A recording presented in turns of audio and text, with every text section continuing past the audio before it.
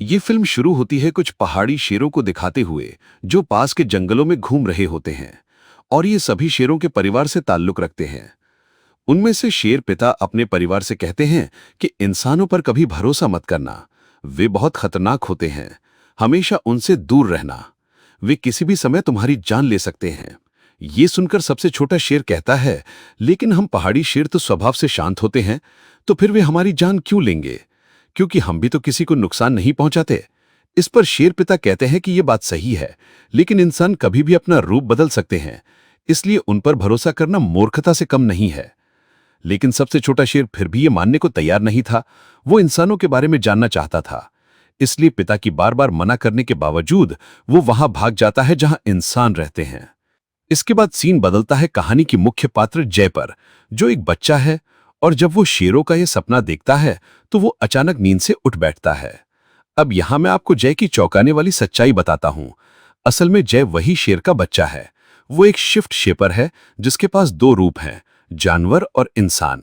वो जब चाहे इंसान बन सकता है और जब चाहे जानवर का रूप ले सकता है। अब जय इंसानों को जानना चाहता था, इसलिए वो इंसानी रूप में आया और इंसानों के बीच रहने लगा, और तभी से वो अपने शेर परिवार से अलग हो गया। उसे अब यह भी नहीं पता कि उसकी शेर माँ और पिता कहाँ रहते हैं। जब वो यहाँ इंसान बनकर आया तो एक फैमिली ने उससे गोद ले लिया, क्योंकि उन्हें लगा कि वो अकेला बच्चा है। वो कई सालों से इसी फैमिली के साथ रह रहा है, इसलिए उसने शेर का रूप नहीं लिया। अब उसे लगने लगा है कि वो शेर में बदलने की अपनी शक्ति खो रहा है। जय अब अपने परिवार के साथ बैठकर नाश्ता कर रहा होता है। वे जैसे बहुत प्यार करते हैं और कभी ये महसूस नहीं होने देते कि वो गोद लिया हुआ है। परिवार में माँ, पापा और दो भाई बहन होते हैं। किसी को ये नहीं पता कि हमारे साथ एक शेर इंसान के रूप में रह रहा है। फिर खबरों में बताया जाता है कि अचानक बहुत सारे पक्षियों ने एक हवाई जहाज पर हमला कर दिया, जिसके कारण प्लेन का नियंत्रण खो दिया और इमरजेंसी लैंडिंग करनी पड़ी। हालांकि कोई मरा नहीं, लेकिन बहुत नुकसान हुआ। अब यह पहली बार नहीं था जब ऐसा हुआ हो। दरअसल जानवर और पक्षी पहले भी कई बार इंसानों पर मिलकर हमला कर चुके थे। लगता था कि जैसे वे इंसानों को तंग करने के लिए एकजुट हो गए हों। अब इसके पीछे जो भी कारण था, वैज्ञानिक उसकी जांच कर रहे थे। अब जय और उसका परिवार ये खबर देखकर चौंक जाते हैं। अगले दिन जय की माँ और बहन उसे एक नए स्कूल छोड़ने जा रहे होते हैं, क्योंकि उसे वहां आगे की पढ़ाई करनी थी।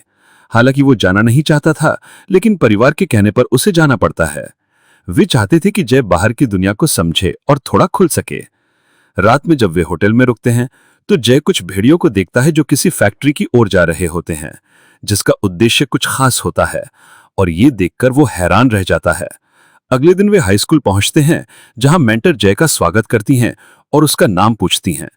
फिर वो जय की मां को दिलासा देते हुए कहती हैं, अगली बार जब आप जय से मिलने आएंगी तो उसमें बहुत अच्छे बदलाव देखेंगी। आपको चिंता करने की जरूरत नहीं, यहाँ सभी बच्चे एक दूसरे से बहुत प्रेम से रहते हैं। ये सुनकर मां को भी तसल्ली मिलती है और विदा लेती हैं।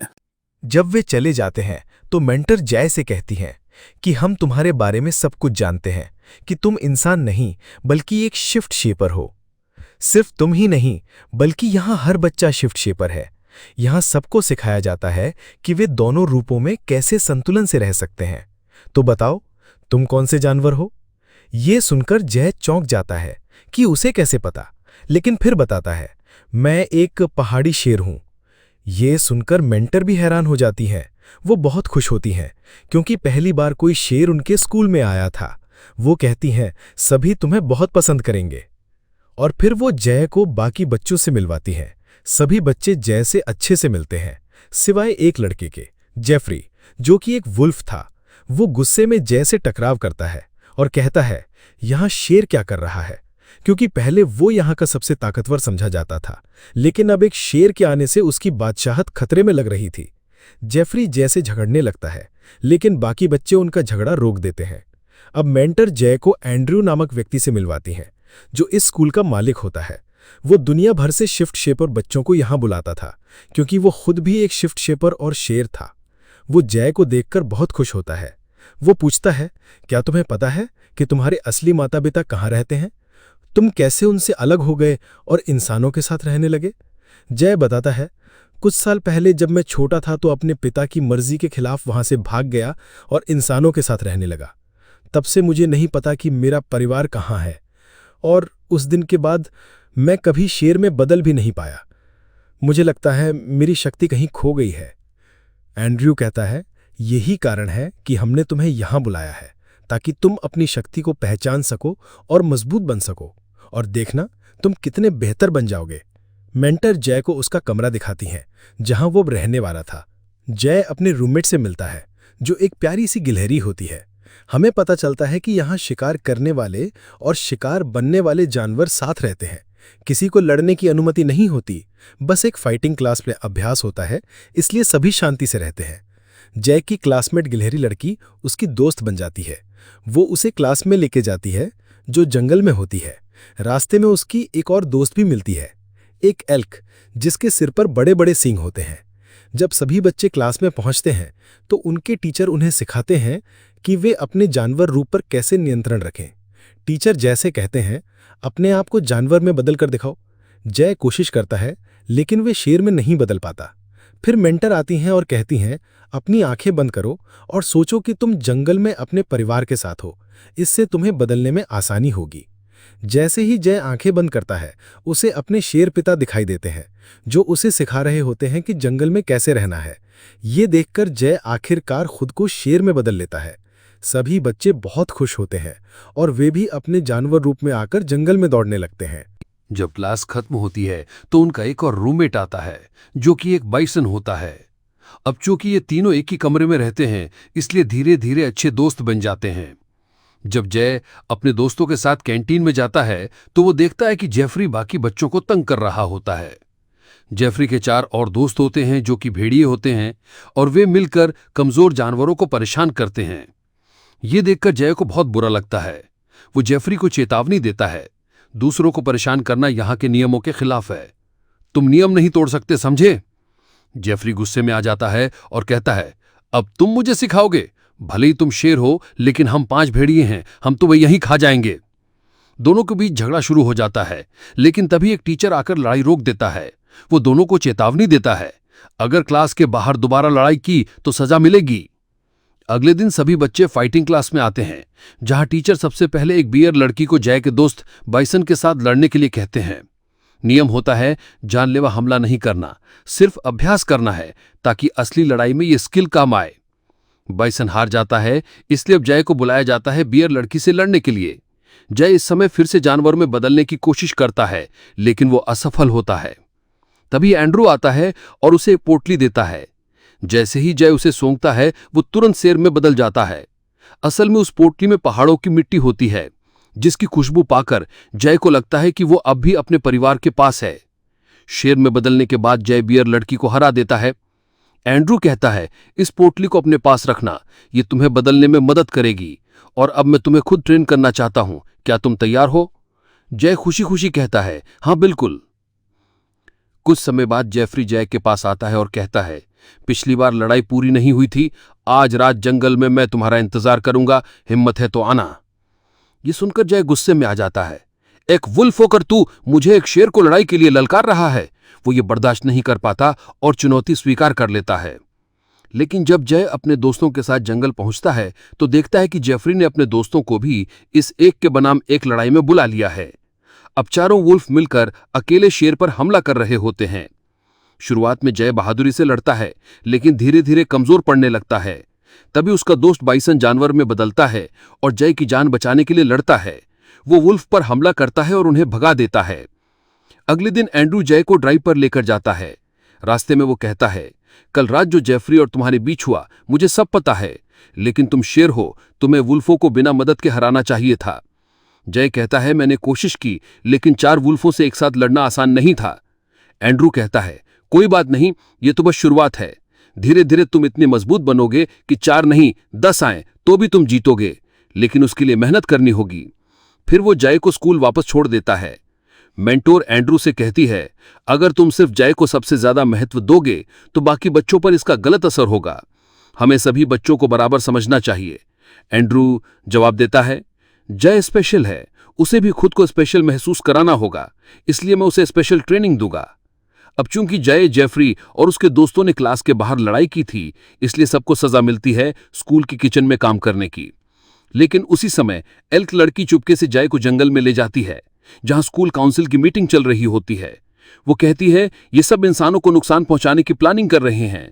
जैसे पक्षी और जानवरों ने इंसानों पर हमला किया, ये सब भी उसी मिशन में शामिल हैं। तभी एक पक्षी उड़कर वहां आता है और वो मेंटोर होती है जो इन सब में शामिल होती है। ये देखकर जय हैरान रह जाता है। अगले दिन एंड्रू जय को जंगल में लेकर जाता है और उसे शिकार करना सिखाता है। थोड़ी मेहनत के बाद जय अपना पहला शिकार करता है, जिससे वो बहुत खुश होता है। रात को वो फिर जेफरी और उसके दोस्तों को फैक्ट्री की तरफ जाते हुए देखता है। वो उनका पीछा करता है ताकि जान सके वो क्या कर रहे हैं। वुल फैक्ट्री के गार्ड्स को डराकर भगा देते हैं। फिर जब वो मशीनों की वायरिंग तोड़ रहे होते हैं तो तभी वो गुस्से में कहता है, तू हमें देख रहा था, अब मैं तुझे नहीं छोड़ूंगा। लेकिन इससे पहले कि वे जय पर हमला करें, एंड्रू आता है और उन्हें रोकता है। वो कहता है, जल्दी निकलो वरना हम फंस जाएंगे। ये सुनकर जय समझ जाता है कि जेफरी जो कर रहा था वो एंड्रू के कहने पर कर रहा था। फिर एंड्रू जय को अपने घर ले जाकर सब बताता है।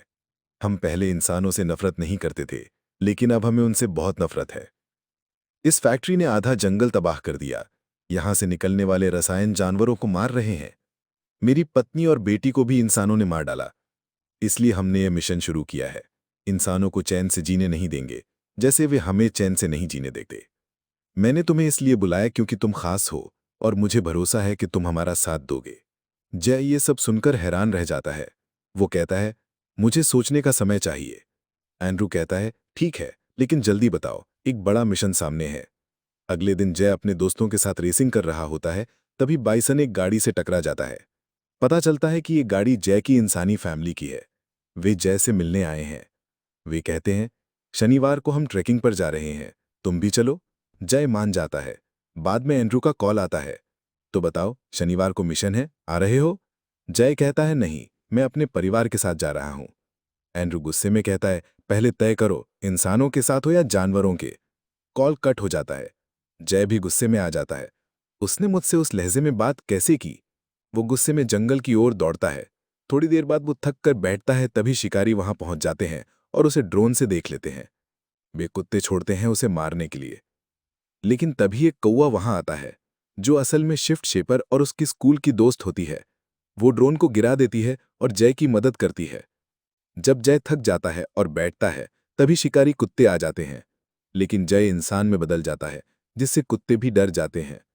तभी एंड्रू आता है और कहता है, मैंने तुम्हारे शेर परिवार को ढूंढने की कोशिश की, लेकिन पता चला कि वे सभी शिकारी मार चुके हैं। तो अब भी तुम इंसानों का साथ दोगे जिन्होंने तुम्हारे अपनों को मारा? ये सुनकर जय टूट जाता है। वो गुस्से में एंड्रू के मिशन को सपोर्ट कर देता है। फिर एंड्रू टीम को बताता है, पहले गार्ड्स को डराओ, फिर मशीनें तोड़ो, फिर फैक्ट्री को ब्लास्ट करो। जय शर्त रखता है, इंसानों को मारना नहीं है। एंड्रू मान जाता है। मिशन वाले दिन जय की फैमिली उसी जगह पहुंच जाती है, ट्रेकिंग पर। जय देखता है कि लकड़ियां गिरने वाली जगह पर उसकी फैमिली है। वो मिशन रोकने की कोशिश करता है, लेकिन कोई नहीं सुनता। जय एंड्रू को कॉल करता है, मेरी फैमिली नीचे है, तुमने वादा किया था किसी की जान नहीं जाएगी। एंड्रू कहता है, कुछ लोग मर जाएंगे, कोई बात नहीं, वैसे भी वे तुम्हारी असली परिवार नहीं है। कॉल कट हो जाता है। जय को लगता है उसने बहुत बड़ी गलती की, लेकिन सही समय पर उसके दोस्त आ जाते हैं, गिलहरी, एल्क और बाइसन। अब एंड्रू और उसके साथी लड़ाई शुरू कर देते हैं। एंड्रू शेर में बदलकर जय से लड़ता है। लड़ाई के दौरान लकड़ियां गिरने लगती हैं, लेकिन जय की फैमिली समय रहते हट जाती है। लेकिन उसकी बहन जो हेडफोन पहने होती है, उसे कुछ सुनाई नहीं देता। लकड़ी उसके ऊपर गिरने वाली होती है, तभी जय उसे बचा लेता है। एंड्रू का प्लान तो सफल हो जाता है, लेकिन जय की फैमिली भी बच जाती है। जय खुश होता है, लेकिन एंड्रू से कहता है, तुमने मुझसे झूठ कहा था, अब मैं कभी तुम पर भरोसा नहीं करूंगा। वो स्कूल वापस आता है और सब उसकी बहादुरी की तारीफ करते हैं। फिल्म यहीं खत्म होती है, एक जबरदस्त मैसेज के साथ। कभी भी जंगल और जानवरों को नुकसान मत पहुंचाओ, वरना एक दिन वे खुद आकर तुम्हारा जवाब